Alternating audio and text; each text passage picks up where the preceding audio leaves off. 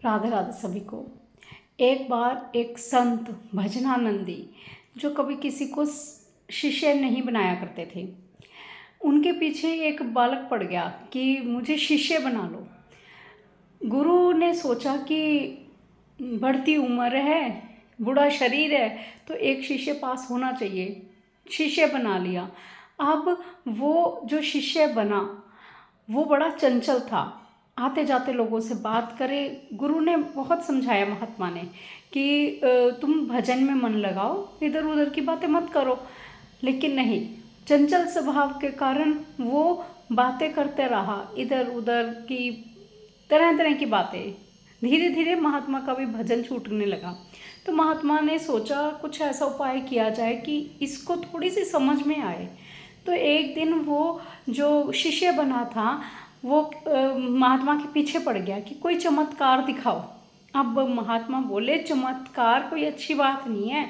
अगर आप चमत्कार देखोगे वो तुम्हारा कुछ हित नहीं करेगा, हित की बजाय अहित ज़रूर हो जाएगा। लेकिन चमत्कार देखना कोई अच्छी बात नहीं है। लेकिन शिष्य पीछे पड़ा रहा कि महात्मा जी, बाबा जी, मुझे चमत्कार दिखाओ। तो बाबा जी ने कहा, ठीक है, तुमने चमत्कार देखना है तो अपने झोले में से एक डंडा निकाल के दिया। पारदर्शी डंडा था। उसको देखकर वो शिष्य बड़ा खुश हुआ और बोला कि ये क्या करता है। तो महात्मा ने कहा कि ये डंडा जिसके भी सामने करोगे ना, उसके सारे दोष तुम्हें बता देगा। कहता, अच्छा ठीक है। अब जो भी महात्मा के पास मिलने आए, दर्शन के लिए आए, वो शिष्य सबके आगे डंडा करने लग गया और सबके दोष उसको पता चलने लग गए। और वो बड़े मज़े लेकर, चुटकी लेकर सबके दोषों का बखान करने लग गया और सबका मजाक उड़ाने लग गया। और दुष्प्रचार करता कि ये बंदा ऐसा है, सबके दोष गिनाने लग गया। एक दिन महात्मा ने मौका देखकर उसको बोला कि तू इतने लोगों के दोष देख रहा है, कभी तू इस डंडे को अपनी तरफ भी करके देख कि क्या तुझ में दोष है या सारे खत्म हो चुके हैं। ये बात सुनकर शिष्य बड़ा कौतूहल हुआ उसको कि हाँ, मैं भी अपनी तरफ करके देखूं। जब उसने अपनी तरफ डंडा किया तो वो डंडा पूरा जो पारदर्शी था वो उसके दोषों के कारण पूरा मटमैला हो गया। अब उसको अपने दोष सारे दिखने लगे और वो महात्मा के चरणों में गिर गया। अब वो बोला कि मुझ में इतने दोष हैं, मैं दूसरों के दोष देखता रहा, दूसरों का दोषों का बखान करता रहा, लेकिन मुझ में खुद में इतने दोष हैं। तो महात्मा ने कहा कि पहले अपने दोषों का निवारण कीजिए, अपने दोषों को मिटाइए, बाद में किसी और को देखना।